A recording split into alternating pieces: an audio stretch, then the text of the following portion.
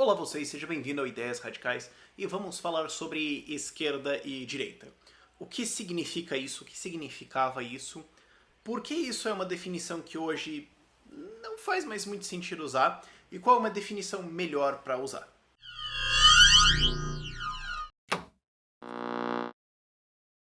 Então vamos lá, meio que é muita coisa, mas vamos devagarzinho. Primeiro, esquerda e direita, o que é isso historicamente? Historicamente, a direita são os conservadores, os que querem deixar tudo como tá. E isso é lá da época do monarquismo, assim, Reino Unido, 1600, 1700, essas definições já eram usadas. Começou na Revolução Francesa essa definição de direita e esquerda, mas de maneira geral a direita é associada com os conservadores. Quem eram os conservadores em 1600, 1700, 1800? A galera do rei, a galera que queria deixar como tá. Conservar o quê? Conservar as instituições. Conservar que instituições? As coisas como estão. Então eram os partidários do rei, eram os partidários do poder monárquico, eram os caras que estavam contra a liberalização da economia, eram os caras a favor de guerra, etc, etc, etc. E é por isso que esquerda e direita hoje já não é mais útil, porque isso é a direita hoje? Não. Mas quem era a esquerda historicamente? 1600, 1700, 1800? Quem foi a esquerda? Os liberais. Porque eles eram os caras que queriam mudar as coisas. Na época, inclusive, eles eram conhecidos como os radicais. Por isso que esse canal tem o nome Ideias Radicais. Porque eles defendiam coisas assim inaceitáveis, como o rei não tem um mandato divino para reinar. Ele é só um cara com uma coroa. Radical. Absolutamente radical na época isso. Eles defendiam coisas assim totalmente radicais como, sabe, escravidão é errado. Esses eram os caras da época que eram a esquerda da época, que queriam mudar as coisas. Eram os liberais, os caras que estavam lutando contra o poder grande do Estado, procurando uma maior liberdade individual, procurando uma produção de riqueza maior, defendiam mercados mais livres, não necessariamente o livre mercado, mas mercados mais livres, menos poderes para o rei, e eram os caras que questionavam os poderes dos barões e dos duques. Os liberais, a galera hoje mais associada com os liberais de livre mercado, eram então a esquerda. Eles procuravam o progressivismo, ir para frente e deixar para trás a coisa do rei, da monarquia, do feudalismo, de blá. Até porque feudalismo é um termo errado, porque ele nem realmente existiu, mas isso é uma outra conversa histórica totalmente diferente. Mas originalmente a direita, rei, monarquia, exércitos, digamos assim, absolutismo, esquerda, radical, liberal, mercados livres, nenhum poder do rei, paz, não tem motivo para ficar fazendo guerras entre países, é melhor fazer comércio, escravismo é errado, esse tipo de coisa. E esse sempre foi um embate. O que aconteceu foi que, conforme a esquerda da época foi vencendo, os liberais da época foram vencendo, os conservadores foram virando fósseis e saindo do escopo político. E os liberais que eram de esquerda foram virando os mais... Não, peraí, já tá liberal o suficiente, deixa assim. Então eles viraram os conservadores. E os liberais mais radicais viraram a esquerda. Foi meio que um movimento de foco daqui pra cá. Então a galera que tava aqui foi embora, e essa galera aqui mudou de volta, então essa esquerda agora é a direita e essa esquerda aqui agora é a nova esquerda. Aquela ultra esquerda agora é a outra esquerda. E sempre foi esse o movimento. Conforme a liberdade aumentava, conforme o poder do rei era reduzido, os mais radicais, os mais à ala esquerda viravam a nova esquerda, e a esquerda mais... tá bom, foi virando os conservadores. E isso sabotou o movimento liberal meio que por dentro. Isso foi historicamente assim o que aconteceu, porque você tinha uma galera conservadora que era bem liberal e uma galera mais radical que era mais assim, vamos reduzir realmente o poder do governo. E a gente já está entrando agora nos anos 1800, virada do século, em que apareceu um fenômeno. Eu adoro a classificação que o Murray Rothbard dá para esse fenômeno. Ele fala que era uma galera confusa. Eram uns povos meio estranho. Porque a direita sempre foi associada com um Estado grande, imperialismo total, que os tentáculos tocam tudo, os súditos são propriedade do rei, esse tipo de ideia. E a galera de esquerda sempre foi individualista, liberdade das pessoas, o rei é só um cara louco lá no manto que não sei o que ele acha que ele pensa. e as pessoas deviam ser mais livres. E apareceu um movimento louco que queria alcançar os objetivos de esquerda, de liberdade individual, através dos métodos de direita. Então a gente vai ter um governo total, controlador, que vai libertar todo mundo. Coisa meio confusa. Que eram os socialistas, eram os marxistas, eram a galera da dialética, que naturalmente por usar dialética admitia contradições absurdas como essa, e entrou ali no debate meio estranho. E o que aconteceu foi que os conservadores sacaram, pera, e aí que quebrou o sistema, porque de repente você tinha uma galera propondo liberdade e outra galera propondo Estado. E de repente você tinha essa galera no meio doida, falando liberdade através do Estado. E era meio... Oi?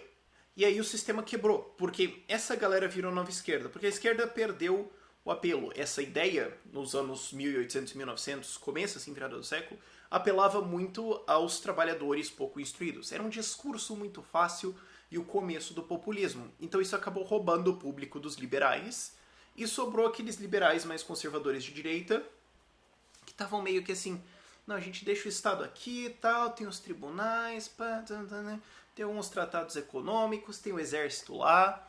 E essa galera sacou, puta merda, a gente vai perder. Puta merda, a gente vai perder. O que a gente faz? Como é que a gente sobrevive? E apareceu então um fenômeno que era a aristocracia. O que é a aristocracia? É a classe guerreira. É a classe da sociedade que é pra guerra, são os militares.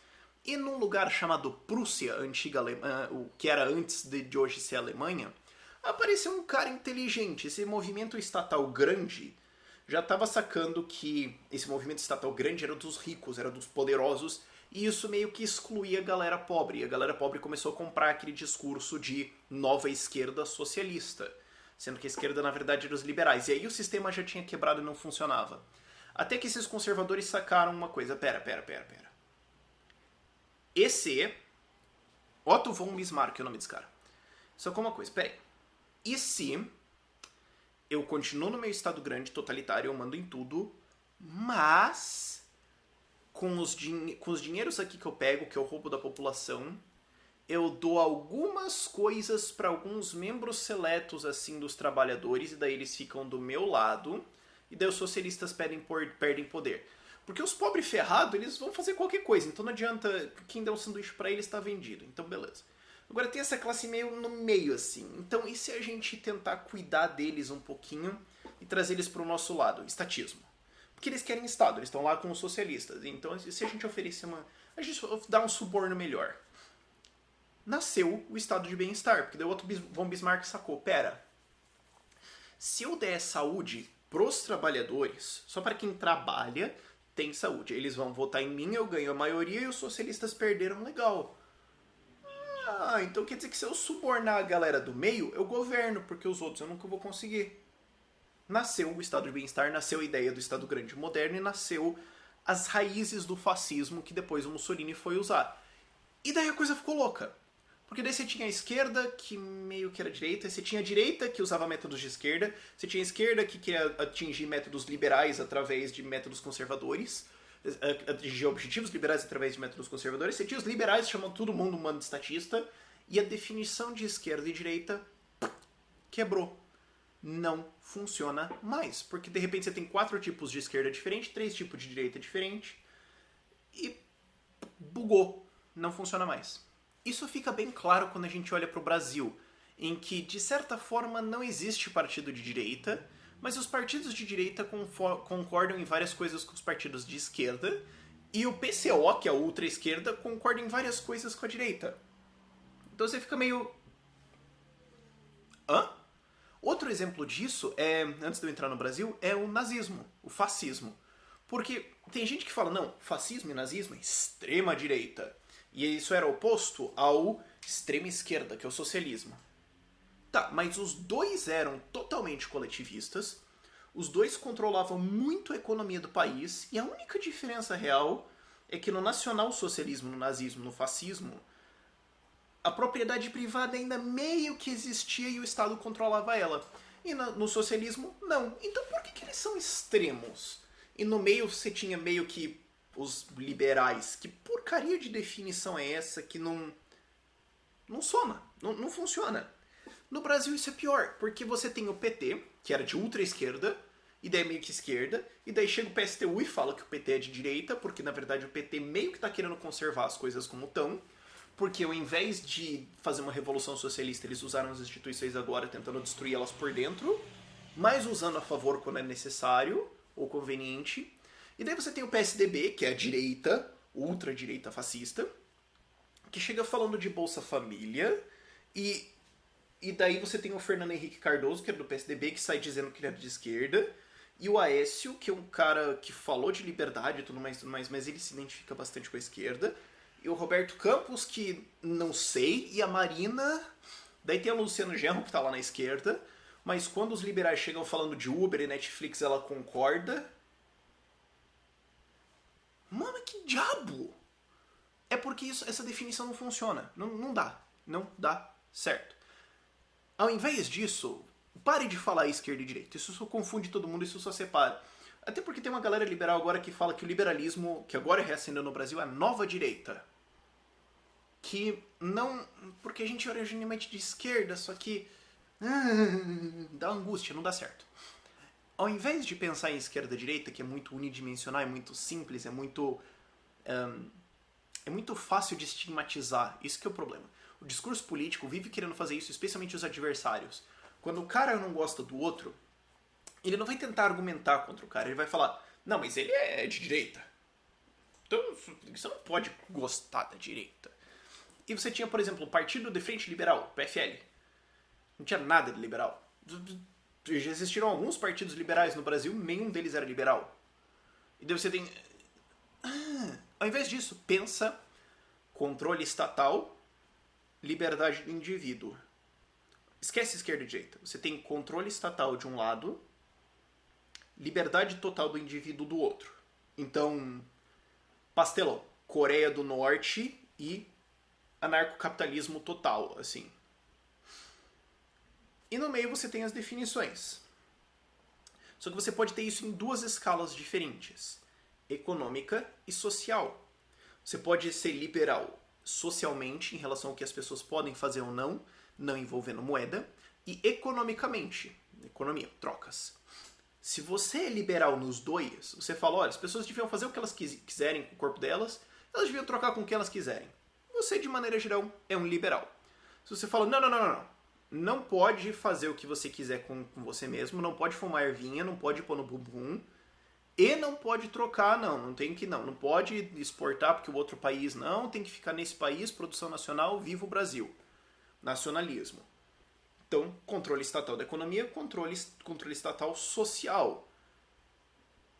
Que nome tem isso? Você pode dar vários. Mas é o totalitarianismo, a rigor. Depois você tem liberdade social total, pode pôr no bumbum quem quiser, mas dinheiro é tudo do Estado, banco tem que ser tudo nacionalizado, tal. Luciana Genro, PSOL. É a esquerda liberal que se identifica mais com anarcossindicalismo, assim. Que não é anarcossindicalismo porque é impossível, é subir para baixo, não tem lógica, mas eles usam esse nome, então deixa os caras lá. E do outro lado você tem os caras mais... aproxima-se da direita brasileira um pouquinho, que é liberdade social, ervinha não pode, tem que falar de Deus na escola, tem que ter Deus na Constituição, não pode pôr no bumbum, mas a economia libera tudo. Não, pode trocar, pau, livre comércio, vamos deixar a economia correr. Aí você tem mais uma posição mais próxima esse conservadorismo confuso, meio louco do Brasil. E isso se chama diagrama de Nolan. Eu vou colocar o teste lá embaixo para você fazer. Tem um teste mais simples e tem um teste mais complexo. Um em português, o mais complexo é em inglês. Se ele é mais completão, vai te pôr exatamente onde você deveria estar. Agora, isso faz mais sentido porque, primeiro, isso permite mais posicionamentos, porque antes o espectro esquerda-direita ele é único, unilateral. Ele vai daqui para cá. O diagrama de Nolan você tem liberdade social aqui e liberdade econômica aqui, ou ao contrário, sei lá. Então você tem bidimensional. Você pode estar aqui. Isso permite que você tenha mais posições diferentes e é muito mais útil hoje. Um liberal mesmo, estilo eu, anarcocapitalista, vai dizer que assim, não existe liberdade social, nem liberdade econômica, só existe liberdade, mas é porque eu concordo que os dois deveriam ser maximizados. As pessoas deveriam ser o mais livres humanamente possível, e isso seria coisa moral. E depois você tem as justificativas de por que alguém aderiria a essa posição, aí você pode abrir um terceiro eixo e transformar a coisa. Mas daí você começa a ficar um negócio meio louco. O ponto é, essas etiquetas de esquerda e direita já não servem para muita coisa. Porque se você colocar o PT e o PSOL nessa coisa de liberdade econômica e liberdade social, eles se afastam muito. Fica muito diferente a localização deles. Sendo que se você só colocar assim esquerda e direita, eles iam estar ali. Se você pega nacionalsocialismo, nazismo e fascismo, no esquerda e direita eles estão no oposto. Agora, se você coloca no diagrama de Nolan, eles estão lá, liberdade econômica zero, os dois, e eles estão em liberdades sociais diferentes lá embaixo. Os dois ali perto do totalitarismo. Você tem o nazismo e 2 tropeços depois você tem o totalitarismo, o que faz muito mais sentido quando você observa como realmente eram os dois países. Ali no meio você tem o centrismo, para lá você tem a liberdade, uma social-democracia, e daí a gente vai manipulando isso, mas tem várias fontes, tem imagens que ajudam a fazer isso. Só procura diagrama de Nolan, você vai encontrar várias coisas sobre isso. Como eu falei, tem 2 testes lá na descrição para você ver e se testar. Afinal, essa é a internet, todo mundo quer testes. E espero que isso tenha sido um pouco mais esclarecedor para você. Evite rótulos. Sempre que alguém tenta dar um rótulo, não, esse aqui é o tal cara, e não, odeie ele. Isso reduz o raciocínio. Então é importante entender o que são esses rótulos, especialmente essa coisa de esquerda e direita, que hoje não funciona. É uma palhinha geral, como sempre, mas eu espero que isso tenha trazido mais informação para você. Veja o diagrama de Nolan, teste-se e, pela 14ª vez que eu tô falando, evite etiquetas, tente entender ideias.